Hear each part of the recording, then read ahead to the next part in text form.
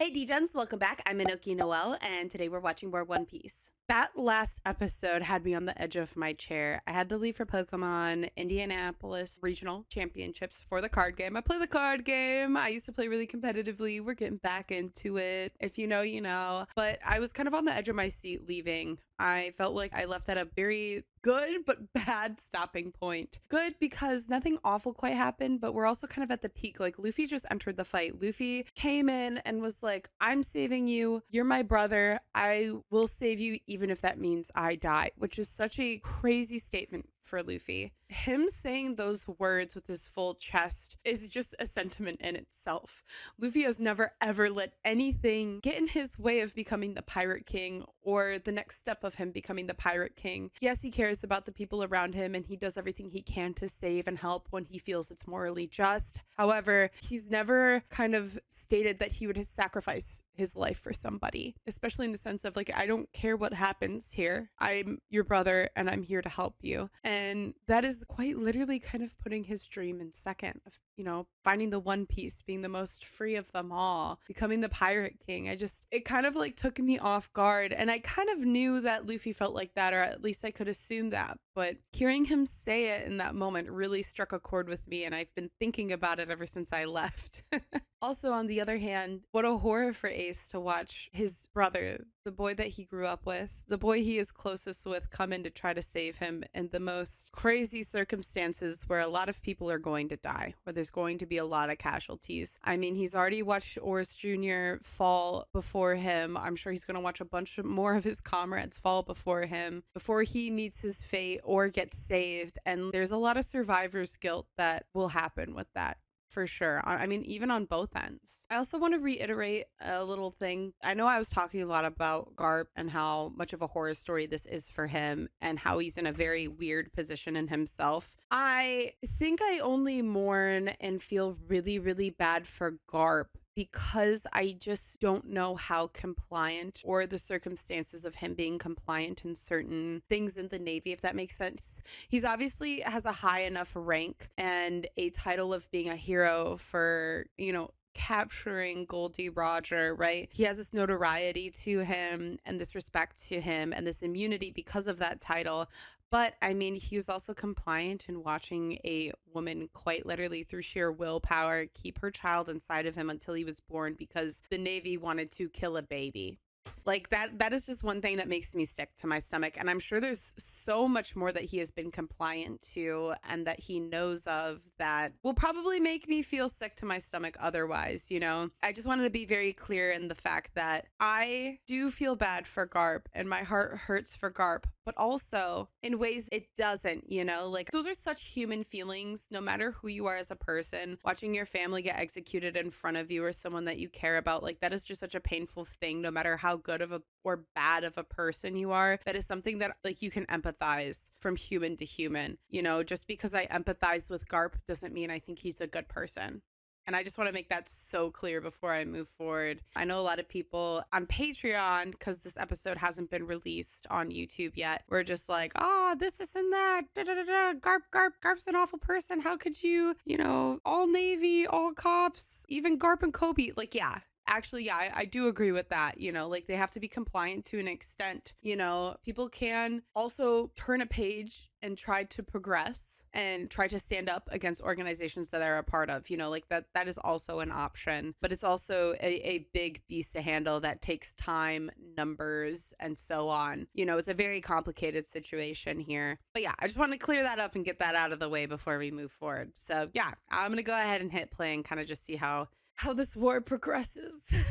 But before we start this episode, if you guys want to watch bonus content, check out my Patreon. If you like the edited down version, check out my YouTube members. Both of those places get content well in advance before anybody else does. But if you want to keep watching for free, then do so. Just make sure you like, comment, subscribe, maybe even check out some of my social media or my vlog channel where I do other anime nerd shit. All of those options are free and keep the channel going so I can keep watching anime with you. All right, let's get to the episode. Dude, this actually might be the worst torture ever. Actually being chained up and cuffed and not being able to help your comrades or your friends in this situation and just watch everything unfold is so awful. I mean, I'm sure anybody would have that thought, but this is your family, Ace. This is what family does. Aww. Dude, you can just see him trying to take it all. Like, dude, this hurts so much for him. This hurts so fucking much for him. Again, it's a different type of hell to watch your friends and family, like, take on these challenges and wars for you and risking their lives for you. You would never want any of them to get hurt and involved in any action that you are getting punished for. And there's nothing you can do but sit and watch. And that is, again, is probably the worst horror movie of all times for him. Like, there's nothing he can do but scream and ask them to stop. And why would they stop? Why would any family stop in trying to save your life? You know, it's just all for Nye, and it's awful. And then to have your grandpa sit here and just watch all of that with you is, again, another kind of hell.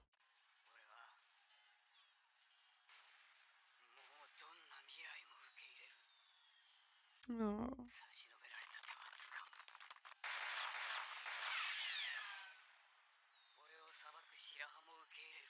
Dude, Ace is ready to just give it up. He just doesn't want anybody else to get hurt. Oh, that's so sickening. Like, actually.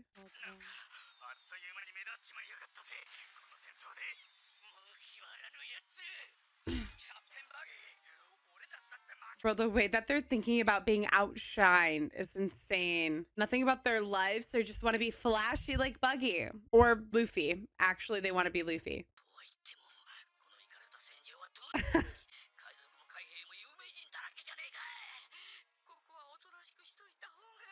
It would be better if he laid low, but I don't know if he can really do that anymore. Oh my god, tell me that was Whitebeard that said that to him. He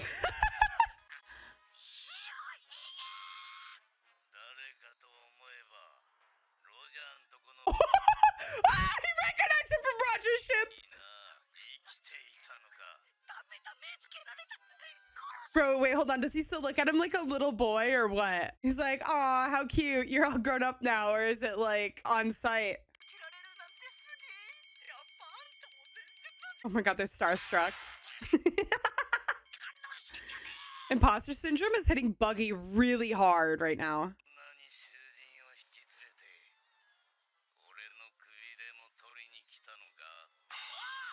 He knew.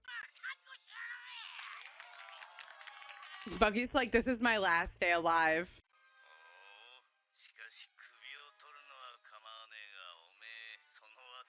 That's so true.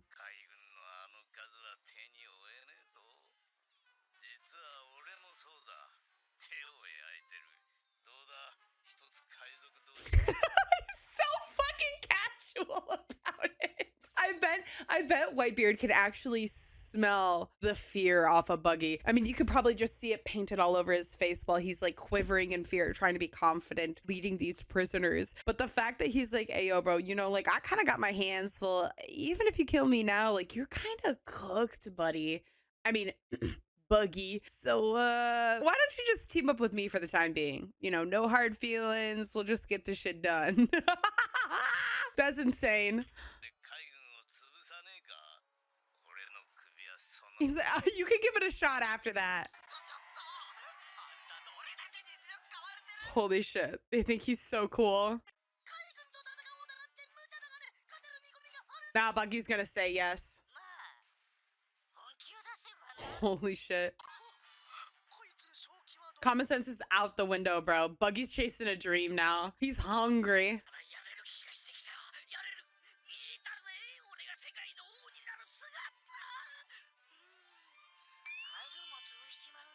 Wait, also, what's up with this Navy getup, Buggy? I just realized he's got the justice crossed out on the back, and bro's got the hat on and everything. I'm fucking dead. Where this? He said, I need a fit for a captain. Bro fucking stole probably stole a dead Marine's outfit, put that shit on, cross out he had the time in the middle of the war to do his little hair up and out the hat, and then crossed out justice off the back. Like, be so for real right now, Buggy. You are such a diva.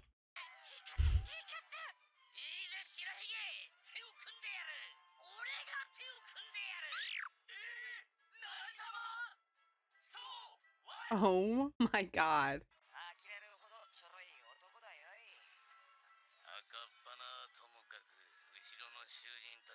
Disregarding the red nose. That's so funny. Okay, Whitebeard. Back to the first serious moment. I'm assuming. I think I needed that comic relief just a little bit.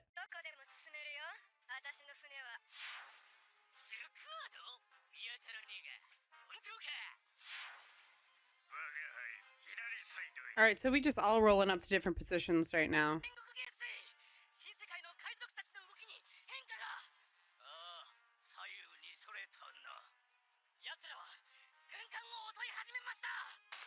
Oh, they're just gonna go straight for the ships. Interesting approach. I guess they kind of have the land covered for the most part, other than like the admirals, right?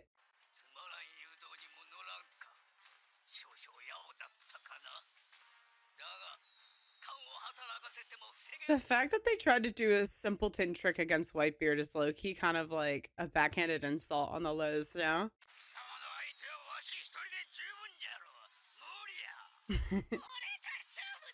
Dude, Jinbei, please put this guy in a grave right now. The marine shadows. Wait, aren't they just gonna die? And then what, he just makes zombies right there on the spot? Oh no, he's just gonna enjoy. Okay. That's what he's gonna do. Dude, Gecko Mom, chill down. Sit your pear-shaped ass down, you fucking bowling pin. You ain't no match for my bro, Jim, bro. So stupid. Dude. Jinbei, kill this bowling pin. Wait, Fisherman Karate is kind of a solid call out. I forgot, he's a whale shark, right?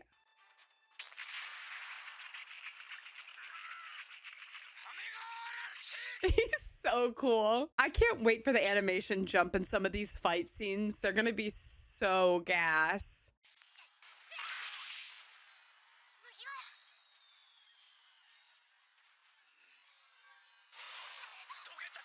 Yo, wait, Smoker went right for him! He literally just caught a glimpse of Luffy and just went in. Dude, look at how fucking pissed off he is. Dude, it was actually on fucking sight here, huh? Also, not me and Smoker matching right now.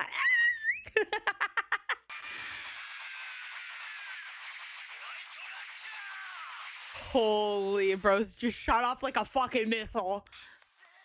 Dude, do not underestimate my girl, Tashiki.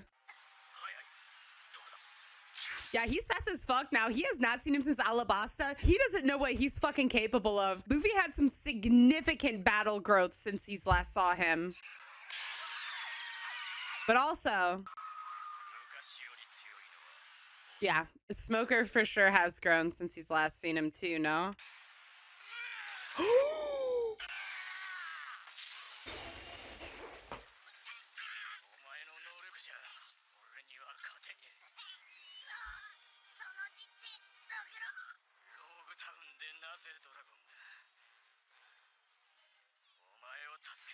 Yeah. And why is that? Because he's just a fucking revolutionary? He is sick as fuck.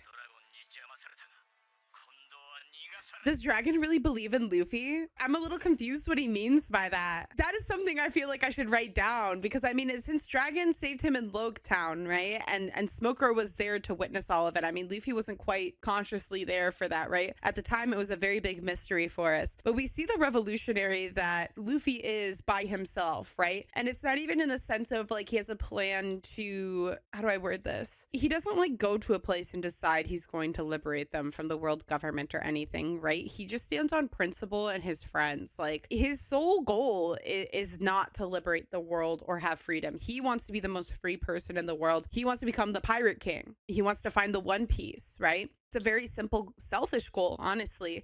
However, like throughout the story, you see how much of a good person Luffy is, like morally, you know, and how much of a ride or die he is for his friends. And if there is something that he feels that is not right or immoral or just like, just like not right, you know, he fixes it. He's like, actually, yeah, you know what? I will help you because what's happening isn't fair right now. And I'm able to help, you know. He doesn't seek out these opportunities to make things fair. It's just as they appear in front of him, he makes them fair, which I think is in itself a different type of freedom, you know, like having strength in whoever is the most powerful, going back to what Dom Flamingo said a while ago, you know, whoever wins the war and whoever has strength has the most freedom and say what is right and what is wrong. So maybe that's what Smoker's talking about. Maybe it's something way deeper than that. You know, I don't see how Dragon would benefit from Luffy other than just maybe seeing his good nature and seeing that Luffy can unintentionally aid him into whatever his goal is from the Revolutionary Army. You know, does that make sense? Hopefully it does.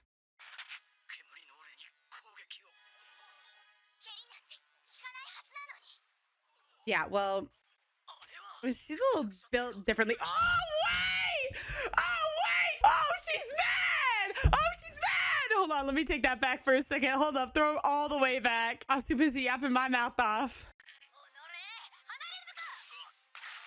Yes! She said, get your filthy fuck ass off my man. You ain't laying a goddamn hand on my man. Now, this puts her in a weird position, okay? Because she's supposed to be fighting with the Marines right now as a warlord. However, she's like, hell no. She is not standing for any of that shit. She stands with fucking Luffy. I will say it because I didn't realize when it was happening, but the age gap is really fucking weird, guys. It's really fucking weird. Let me just clear the air on that shit. However, the respect that Luffy showed Boa between learning the tattoo on her back and her sister's back and covering that and then not judging her after that at all is so fucking genuine. It doesn't have to be a romance. It really doesn't. And these feelings are so fucking genuine. You don't fucking lay a hand on the only fucking male species that looked at her as her. Not the beauty, not the empress, not a slave, not an object. Looked at her as a person. Like, she's standing on fucking business here for Luffy. Not that I didn't think that she would have, but the fact that she did it so openly in everybody's fucking face is cool as fuck. I have so much respect for Boa for that one. Like, truly, that was a goated fucking move.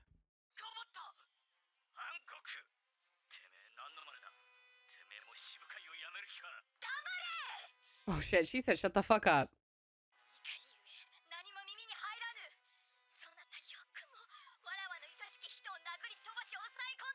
Girl, you are so delusional, but I love you. Dude, she's infuriated.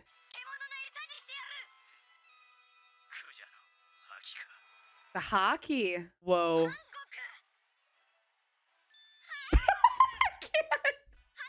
Okay, the fact that, you know what? She does have a point. She does have a fucking point. If y'all have been watching my channel for a hot minute, y'all know I have the Luffy name disease too. But the fact that he is able to remember her name is really fucking cool. It's super fucking solid. But damn, like, hold on. Am I oblivious to this shit? Because what hockey did she use? Was it just literally like, don't lay a hand on him or like stop? Like, hold on. I know I keep pausing and yapping and becoming the Yapposaurus. However, like, it's so hard to me to understand exactly what hockey is other than aura farming. I mean, we know there's different types of hockey, like the Conqueror's hockey we learned about, kind of. And there's things that I've thought was mantra before. And I still don't understand if mantra and hockey are separate or maybe it's the same thing called in two different worlds. Let me just look at this at a deeper level one more time.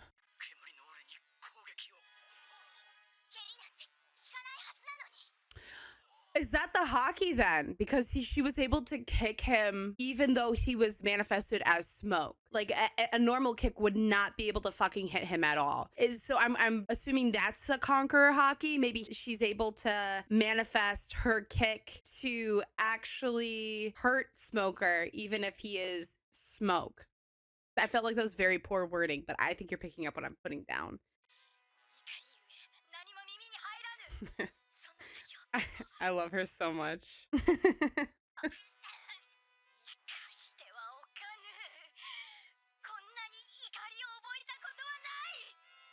I love her so much.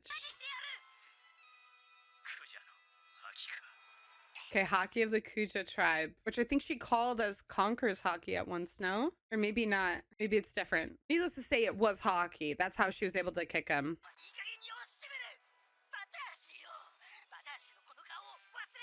Oh yeah, Eva hasn't realized that this is not Kuma.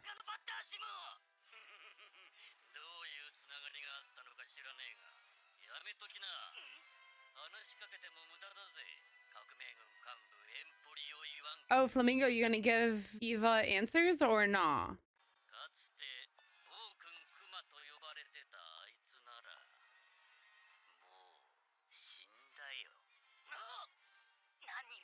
He's not dead.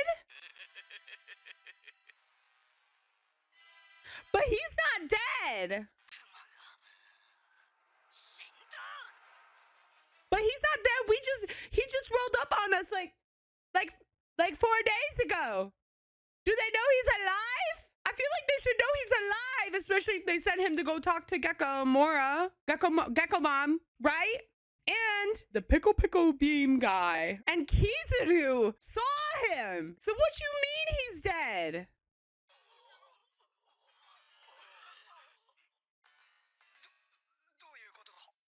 Dude, everybody's so flabbergasted. I love this so much, actually.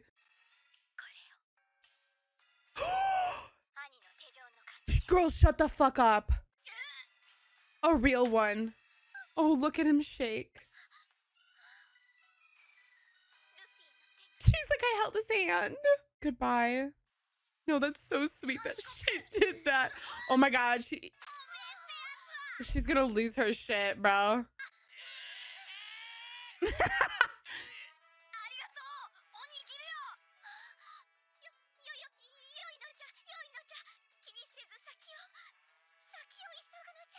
Aww. That's actually so sweet. That was so thoughtful of her. The fact that she could get that and had that was amazing.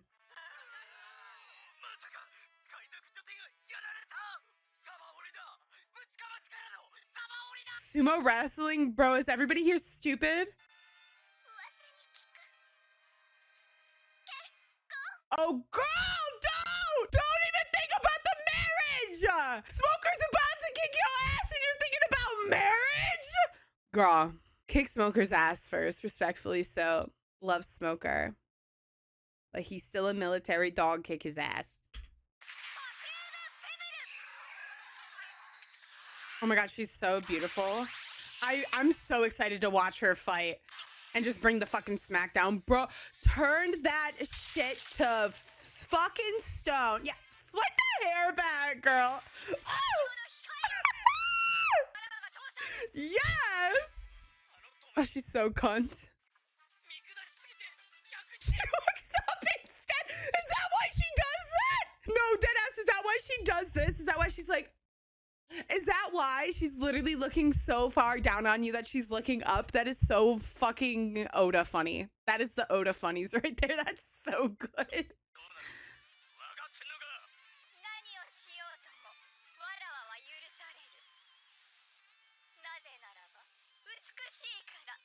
That literally works on almost everybody too, which is crazy.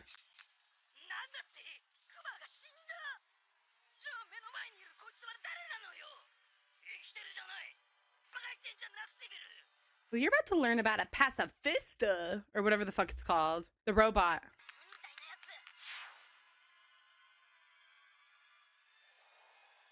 That's not Kuma though, right?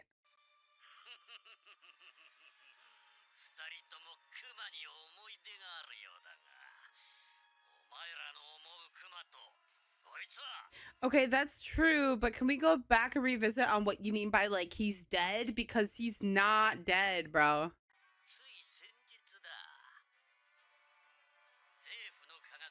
Dr. Vegapunk. Holy shit, holy shit, holy shit, holy shit, holy shit. Vegapunk mentioned again. Get the fuck out of here. Actually, hold on. Let me hear what he has to say first.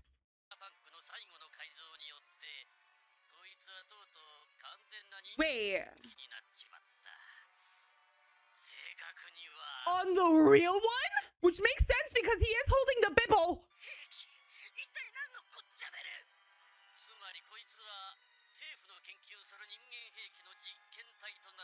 Wait, why would he volunteer for it for himself? No, there's something that's not adding up here. Hold on, let me write this down real quick. Okay, this is a bunch of wild information. So first off, I have a hard time believing this. This could be a lie because the pacifistas still exist. However, we do know he is kind of like a cyborg, right? What doesn't make sense to me is a couple things. One, why would he volunteer himself? I genuinely believe that Kuma had an ulterior motive. I don't know if he was an undercover spy. I don't know if he had a personal motive, but he seemed to not want to cooperate fully with the world government. It seems like there was like something else that Kuma wanted to do. So is he working for the world government because the world government may be holding something hostage, like a family or friends, or maybe a whole island or city where he's from? I don't know. Okay. Or maybe on the other hand, you know, he's working for a greater purpose, or maybe just for himself. Like maybe something awful happened to him and he's trying to get revenge through the world government. So he's going through and trying to help the Straw Hats because he has helped the Straw Hats. And it's very clear that he either A, worked for the Revolutionary Army, or B, had some sort of tie to it between the way that he was talking about Dragon post Gecko Mom, whatever that arc is called. I don't know why it's leaving me right now. He mentioned Dragon after that, on top of like Yvonne like actually recognizing him and being like, we go way back, like what's going on, why don't you recognize me? And now another thing that's really fucking fishy is the fact that Dr. Vegapunk has been mentioned so much. So much. Like there's so much, like he's innovated so many things for the world government. He's a scientist that works for the world government. He's developed weapons, the pacifista, the sea stone bottom boats, and so much more. And he also has been working on what we now know is a human weapon project to the world government. And it makes me interested on who Vegapunk is, because we could go one of two ways with Vegapunk. Vegapunk could be the most evil, malicious man out there, or he could also be just a really intelligent scientist that the world government got a hand on, which I feel like is a more accurate narrative, looking at how One Piece kind of is like writing the image of the world government and how these higher ups and how corrupt it is. Because I mean, if you even just look into just history of governments, or like I live in the US, I know how awful and how questionable scientists have disappeared and been treated. You know, like a lot of engineers take a oath, and I think it's like I'm forgetting what it's called. Is it a rubber ducky oath, or is it like a silver ring oath? But they take an oath and it's like, I will not create anything unethical. I will not create anything to like hurt or harm people. I create things for good. There's an oath that a lot of engineers take when they're in school. I'm genuinely forgetting what it's called. It's something of the sorts, but you know, I always like to think about the man who created like a high velocity weapon. You know, I'm sure it was made for protection, but look at how much harm a gun has given. Look at how much harm nuclear warfare has done. Why in the world would anybody create that? Nuclear energy is so clean. There's like no pollution. It could be used for so much good. However, there's so many restrictions on it because of bombs, you know? So with that in mind and thinking of that, like I just really want to understand Dr. Vegapunk, and I almost wonder what position he's in. And why would Kuma say okay to this if that is true, if that is factual, if that's not something he's forced into, or maybe it was like kind of like a handshake, like, hey, you'll get ABCD back if you can do this for us. You know, I don't know. I know that's a lot of yapping and a lot of thinking out loud, but like this just goes so deep. There's been so much little information that keeps getting dropped throughout this arc. Like I'm just trying to keep up with it all.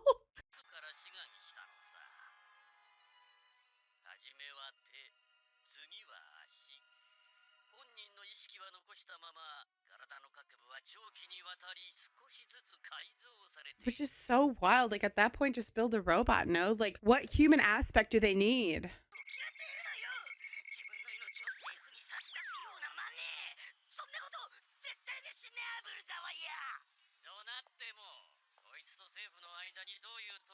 That's exactly what I'm saying though.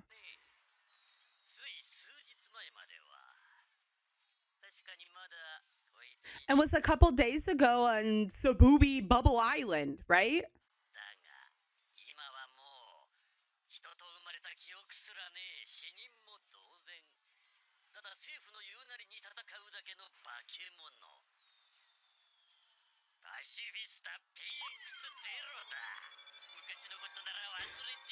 See, that something just does not sit right here. Like, at what part is his conscience gone? What part is he not just all a robot? What human do they need of him? And even looking at Eva's reaction, you can tell that he genuinely hated the world government. Like, if Eva really knows Kuma to go way, way back, like, Eva knows that there's a reason why he hates the world government, and why would he ever do that? And the only reason why I can think is because they have something that he wants back. And I don't know what that is, but like, this just seems like a whole ass tragedy in itself. And it just seems really fucking sad, because if you genuinely hate something so much, especially as something as the world government, and you are willing to go to this extent, that means they have something and they're holding something over your head. And my heart just fucking breaks, bro. Oh my God, he did say that! Oh my God, he did say that. Holy fuck, he did say that. He said we are never gonna meet again. I fucking forgot he said that shit too.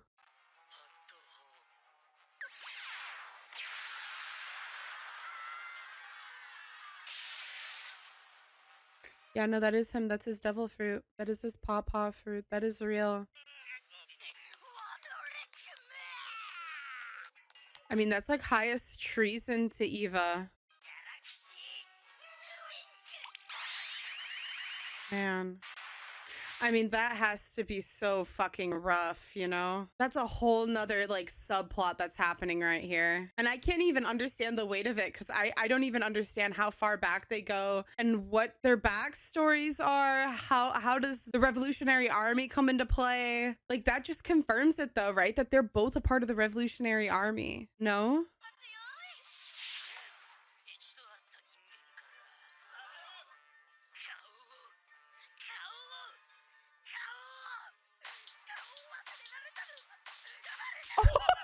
Okay, the little bit of humor there is pretty fucking good, but also, like, I am so stressed out about this.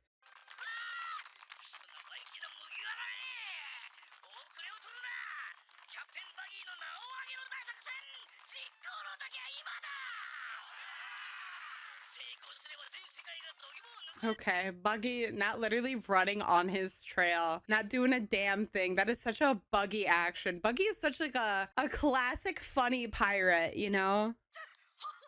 It's kind of, whoa, crazy pause. But I love Luffy because he is not a pirate. He's the furthest thing from a pirate. And then you have Buggy, which is kind of stereotypical, like cartoon pirate. And then you have Blackbeard, which is like a crazy fuck ass madman, money hungry pirate. Probably the pirate's a pirate. And then I'm trying to think who the other New World pirates were. You had Bonnie, which kind of had some like childlike Luffy mannerisms, which was really interesting. As well as, I still think it's weird that Zoro mentioned like, oh, I thought that was a kid, but I mean, maybe she's just like very bubbly and childish. Then you have like emo Law, where he kind of like perceives a lot of stuff, and he was really getting up into Kid's face, you know, kind of like, I heard about the censored middle finger and the auction house scene, you know, he seems pretty cheeky, a little smug with it, but he seems to be very observant, where Kid seems very egotistical. I like the variety of cast we have going onwards here. God damn, Bug, you kind of crazy for that. Anyways, who stroked you down? Oh, period. Oh yeah, what's going on with Crocodile?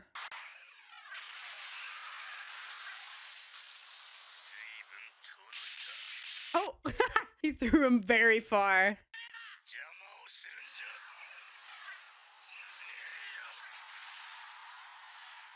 God, Crocodile.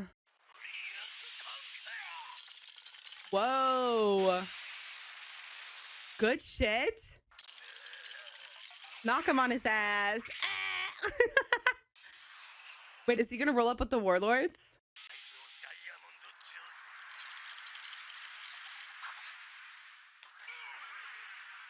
There he goes, doing that puppeteer shit. And that's his in. That's Crocodile's in. I'm dead ass. I thought he said Croco Mom. I'm fucking delusional after that lore drop.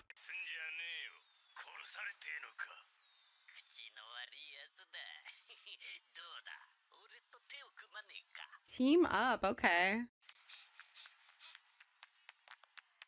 No, I'm scared. No, I'm scared. What the fuck is that? Whoa! Oh shit. Oh fuck. Dude, Luffy, you can't fight him. You gotta leave him for Zoro later, bro. Oh, not him saying I'm sorry, Shanks! Holy fuck. What the fuck? Wait, that's so crazy. The fact that this was actually hundreds of episodes ago that we haven't really seen him, other than the one interaction with Shanks, I believe. That's so scary.